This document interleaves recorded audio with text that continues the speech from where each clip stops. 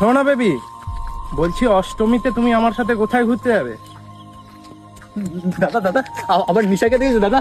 আমার নিশাকে কোথা থেকে আসে পাগলগুলো? আর বলো না বেবি, এই এই একটা পাগল কোথা থেকে এসছে। নিশা আমার পাগল বলছে। তুমি আসবে তোমার সাথে দেখা করতে?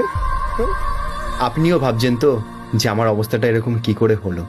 চলো তাহলে 6 মাস আগে যাওয়া যাক, কি ঘটেছিল আমার সাথে। আর এই হচ্ছে আমার 3 বছরের ভালোবাসার নিশা।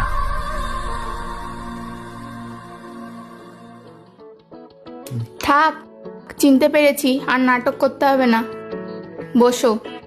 তাহলে বলো কোথায় ঘুরতে যাবে? আচ্ছা, মনে আছে তাহলে? আর এত লেট করলে কেন?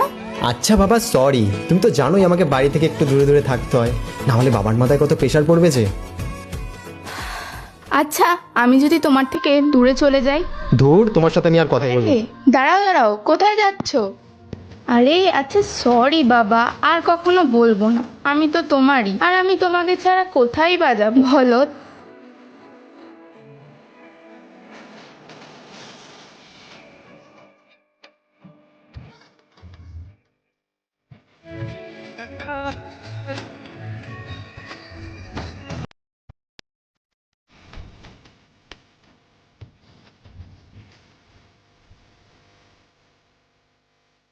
আর তন্ময়, কার মনে আছে তো?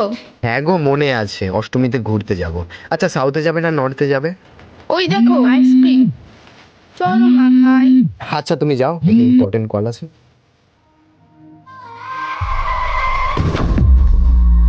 ঠিক সেদিন আমাদের সাথে কি ঘটেছিল জানতে হলে পার্ট 2 দেখুন।